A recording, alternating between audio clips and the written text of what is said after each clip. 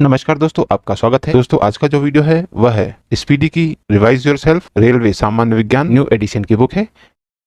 दोस्तों, आज हम करेंगे स्पीडी की वस्तुनिष्ठ सामान्य विज्ञान की रिवाइज योरसेल्फ सेट नंबर 15। तो चलिए दोस्तों, फिर शुरू करते हैं। पहला प्रश्न, प्रोटीन का संश्लेषण कहाँ होता है? दोस्तों, प्रोटीन का संश्लेषण राइबोसोम्स में होता है। अगला प्रश्न नंबर 2, माइटोकॉन्ड्रिया का संबंध किससे है? दोस्तों, माइटोकॉन्ड्रिया का संबंध श्वसन से है। अगला प्रश्न नंबर 3, कोशिका के अंदर ऊर्जा का निर्माण किसके द्वारा होता है? दोस्तों, कोशिका के अंदर ऊर्जा का निर्माण माइटोकॉन्ड्रिया के द्वारा होता है। अगला प्रश्न नंबर 4, पादप कोशिका में डीएनए कहाँ होता है? दोस्तों, पादप कोशिका में डीएनए हरित लवक में, माइटोकॉन्ड्रिया में और केंद्रक सभी में होता है। ऑप्शन डी सभी में इसका सही उत्तर होगा। अगला प्रश्न नंबर 5, मानव शरीर के कौन से अंग में लसिका कोशिकाएं बनती है? दोस्तों, मानव शरीर के दीर्घास्थी अंग में लसिका कोशिकाएं बनती है। अगला प्रश्न नंबर 6, कोशिका सिद्धांत का प्रतिपादन किसने किया?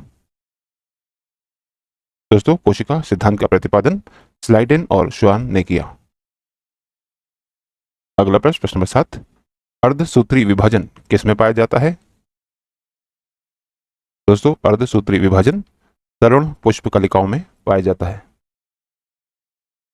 अगला प्रश्न नंबर 8, एटीपी का निर्माण कहाँ होता है? दोस्तों, एटीपी का फुल फॉर्म है एडिनो ट्राइफॉस्फेट का निर्माण माइटोकॉन्ड्रिया में होता है। अगला प्रश्न नंबर 9, किस दूध में लैक्टोज शक्कर का प्रतिशत अधिक होता है? दोस्तों, बकरी के दूध में लैक्टोज शक्कर का प्रतिशत अधिक होता है। अगला प्रश्न नंबर 10, हाइड्रोफोबिया रोग किसके द्वारा होता है? दोस्तों, हाइड्रोफोबिया रोग विषाणुओं द्वारा होता है। अगला प्रश्न नंबर 11, सबसे ज्यादा दिन तक जीवित रहने वाला पक्षी कौन है? दोस्तों, सबसे ज्यादा दिनों तक जीवित रहने वाला पक्षी ऑस्ट्रिच है। अगला प्रश्न नंबर 12, चमगादड़ किस वर्ग का प्राणी है?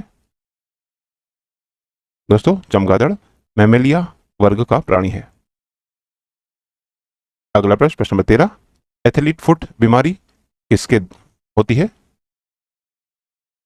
दोस्तों, एथलीट फुट बीमारी फफूंद से होती है। अगला प्रश्न नंबर 14, एटीपी का निर्माण कहाँ होता है? दोस्तों, एटीपी का निर्माण माइटोकॉन्ड्रिया में होता है। अगला प्रश्न नंबर 15, कोशिका सिद्धांत किसने दिया था? दोस्तों, कोशिका सिद्धांत स्लाइडेन एवं श्वान ने दिया था। दोस्तों, ये दोनों ही रिपीटेड क्वेश्चन है। अगला प्रश्न नंबर 16, रुधिर परिसंचरण तंत्र की खोज करने वाले प्रथम वैज्ञानिक कौन है? दोस्तों, रुधिर परिसंचरण तंत्र की खोज करने वाले प्रथम वैज्ञानिक विलियम हार्वे हैं। अगला प्रश्न नंबर 17, विषाणु की खोज किसने की थी? दोस्तों, विषाणु की खोज इवानोव्स्की ने की थी।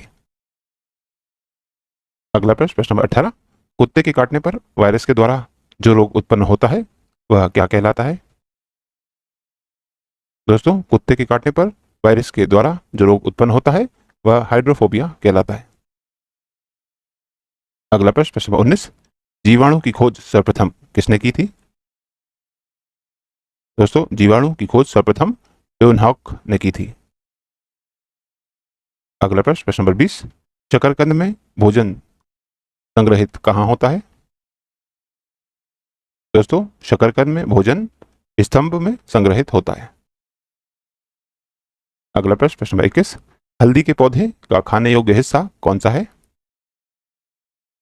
दोस्तों, हल्दी के पौधे का खाने योग्य हिस्सा का प्रकंद है। अगला प्रश्न नंबर 22, लिम्फोसाइट्स किससे रक्षा करती है? दोस्तों, लिम्फोसाइट्स रोगाणुओं से रक्षा करती है। अगला प्रश्न नंबर 23, आपातकालीन ग्रंथि कौन है? दोस्तों, एड्रिनल ग्रंथि आपातकालीन ग्रंथि कहलाती है। अगला प्रश्न, प्रश्न नंबर 24, पेलाग्रा रोग किस पोषक पदार्थ की लगातार कमी से होता है? दोस्तों, पेलाग्रा रोग नियासिन पदार्थ की लगातार कमी से होता है। अगला प्रश्न, प्रश्न नंबर 25, मानव शरीर में मास्टर ग्रंथि कौन होती है? दोस्तों, मानव शरीर में मास्टर ग्रंथि पिट्यूटरी ग्रंथि होती है। अगला प्रश्न, प्रश्न नंबर 26, रक्त कब्रगाह किसे कहा जाता है? दोस्तों, रक्त कब्रगाह पलीहा को कहा जाता है। अगला प्रश्न, प्रश्न नंबर 27, निम्न में से कौन सा खनिज लवण शरीर में बहुतायत मात्रा में पाया जाता है? दोस्तों, निम्न में से कैल्शियम खनिज लवण शरीर में बहुतायत मात्रा में पाया जाता है। अगला प्रश्न, प्रश्न नंबर 28, लड़का पैदा होगा जब? दोस्तों, लड़का पैदा होगा जब XY गुणसूत्र हो। अगला प्रश्न, प्रश्न नंबर 29, स्तनधारियों में मुख्य उत्सर्जी पदार्थ क्या होता है? दोस्तों, स्तनधारियों में यूरिया मुख्य उत्सर्जी पदार्थ होता है। अगला प्रश्न, प्रश्न नंबर 30, श्वसन दर सबसे कम किस समय होती है? दोस्तों, श्वसन दर सबसे कम निद्रा में खर्राटे भरते समय होती है। अगला प्रश्न, प्रश्न नंबर 31, न्यूक्लियस की खोज किसने की थी? दोस्तों, न्यूक्लियस की खोज रॉबर्ट ब्राउन ने की थी। अगला प्रश्न, प्रश्न नंबर 32, अंतर्राष्ट्रीय जैविक कृषि फर्म संस्थान कहाँ स्थित है? दोस्तों, अंतर्राष्ट्रीय जैविक कृषि फर्म संस्थान लंदन में स्थित है। अगला प्रश्न, प्रश्न नंबर 33, भारत का केंद्रीय औषधि अनुसंधान संस्थान कहाँ पर है? दोस्तों, भारत का केंद्रीय औषधि अनुसंधान संस्थान लखनऊ में है। अगला प्रश्न, प्रश्न नंबर 34, फेफड़ों में रक्त पहुंचाने वाला अंग कौन सा है? दोस्तों, फेफड़ों में रक्त पहुंचाने वाला अंग दायां अलिंद है। अगला प्रश्न, प्रश्न नंबर 35, रक्त का कौन सा कण जीवाणु से रक्षा करता है? दोस्तों, रक्त का श्वेत रक्तकण जीवाणुओं से रक्षा करती है। अगला प्रश्न, प्रश्न नंबर 36, वायुमंडल में भारी गैस कौन है? दोस्तों, वायुमंडल में सबसे भारी गैस कार्बन डाइऑक्साइड गैस है। अगला प्रश्न, प्रश्न नंबर 37, मनुष्य के शरीर में सबसे छोटी अंतःस्रावी ग्रंथि कौन है? दोस्तों, मनुष्य के शरीर में सबसे छोटी अंतःस्रावी ग्रंथि पीयूष ग्रंथि है। अगला प्रश्न, प्रश्न नंबर 38, स्वस्थ मनुष्य के शरीर का तापमान कितना होता है? दोस्तों, स्वस्थ मनुष्य के शरीर का तापमान 98.6 डिग्री फ़ारेनहाइट या 37 डिग्री सेल्सियस होता है। अगला प्रश्न, प्रश्न नंबर 39, मानव शरीर को कितने निकोटिक अम्ल की प्रतिदिन आवश्यकता होती है? दोस्तों, मानव शरीर को 15 ग्राम निकोटिनिक अम्ल की प्रतिदिन आवश्यकता होती है। सेट नंबर 16, पहला प्रश्न, गाय के दूध में किसके कारण पीलापन रहता है? दोस्तों, गाय के दूध में कैरोटीन के कारण पीलापन रहता है। अगला प्रश्न, प्रश्न नंबर 2, HIV की खोज किसने की थी? दोस्तों, HIV की खोज लूक मॉन्टेनियर ने की थी। अगला प्रश्न, प्रश्न नंबर 3, पौधों में वाष्प उत्सर्जन दर के निर्धारण के लिए किस यंत्र का उपयोग किया जाता है? दोस्तों, पौधों में वाष्प उत्सर्जन दर के निर्धारण के लिए फोटोमीटर यंत्र का उपयोग किया जाता है। अगला प्रश्न, प्रश्न नंबर 4, मानव त्वचा में पाए जाने वाला वर्णक क्या है? दोस्तों, मानव त्वचा में पाया जाने वाला वर्णक मेलानिन है। अगला प्रश्न, प्रश्न नंबर 5, डायलिसिस मशीन का आविष्कार किसने किया था? दोस्तों, डायलिसिस मशीन का आविष्कार कोल्फ ने किया था। अगला प्रश्न, प्रश्न नंबर 6, कोशिका विभाजन के समय क्या स्पष्ट दिखाई देता है? दोस्तों, कोशिका विभाजन के समय गुणसूत्र स्पष्ट दिखाई देते हैं। अगला प्रश्न, प्रश्न नंबर 7, जराविक सात क्या है? दोस्तों, जराविक सात एक कृत्रिम हृदय है। अगला प्रश्न, प्रश्न नंबर 8, विश्व वन्यजीव कोष की स्थापना कब की गई? दोस्तों, विश्व वन्यजीव कोष की स्थापना 1967 में की गई थी।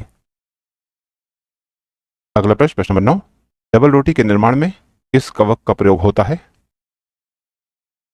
दोस्तों, डबल रोटी के निर्माण में सेकेरोमाइसिस कवक का प्रयोग होता है।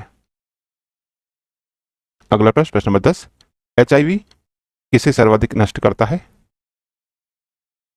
दोस्तों, एचआईवी टी कोशिकाओं को सर्वाधिक नष्ट करता है। अगला प्रश्न, प्रश्न नंबर 11, दोहरा निषेचन किसमें होता है? दोस्तों, आवृतबीजी पौधों में दोहरा निषेचन होता है। अगला प्रश्न, प्रश्न नंबर 12, जीव द्रव्य की खोज किसने की थी? दोस्तों, जीव द्रव्य की खोज डोजार्डिन ने की थी। अगला प्रश्न, प्रश्न नंबर 13, मलेरिया दिवस कब मनाया जाता है? दोस्तों, मलेरिया दिवस 25 अप्रैल को मनाया जाता है। अगला प्रश्न, प्रश्न नंबर 14, भोजपत्र किस पेड़ की छाल से प्राप्त होता है? दोस्तों, भोजपत्र पेट्यूला पेड़ की छाल से प्राप्त होता है। अगला प्रश्न, प्रश्न नंबर 15, म्यूटेशनवाद के जनक कौन थे? दोस्तों, म्यूटेशनवाद के जनक ह्यूगो डी ब्रीज थे। अगला प्रश्न, प्रश्न नंबर 16, पादप शरीर क्रिया विज्ञान का पिता किसे कहा जाता है? दोस्तों, पादप शरीर क्रिया विज्ञान का पिता स्टीफेन हेल्स को कहा जाता है। अगला प्रश्न, प्रश्न नंबर 17, अस्थि में कौन सा प्रोटीन पाया जाता है? दोस्तों, अस्थि में ओसिन प्रोटीन पाया जाता है। अगला प्रश्न, प्रश्न नंबर 18, कवक विज्ञान के जनक कौन है? दोस्तों, कवक विज्ञान के जनक माइकेली हैं। अगला प्रश्न, प्रश्न नंबर 19, चने द्वारा पानी के अवशोषित होने की प्रक्रिया क्या कहलाती है? दोस्तों, चने द्वारा पानी के अवशोषित होने की प्रक्रिया अंतःपरासरण कहलाती है। अगला प्रश्न, प्रश्न नंबर 20, शुगर बेबी किसकी प्रजाति है? दोस्तों, शुगर बेबी तरबूज की प्रजाति है। अगला प्रश्न, प्रश्न नंबर 21, अम्ल वर्षा का मुख्य अवयव क्या है? दोस्तों, अम्ल वर्षा का मुख्य अवयव सल्फ्यूरिक अम्ल है। अगला प्रश्न, प्रश्न नंबर 22, अधिक विकिरण के संपर्क में आने से कौन सा रोग होता है? दोस्तों, अधिक विकिरण के संपर्क में आने से कैंसर रोग होता है। अगला प्रश्न, प्रश्न नंबर 23, चर्म रोग किस विटामिन की कमी के कारण होता है?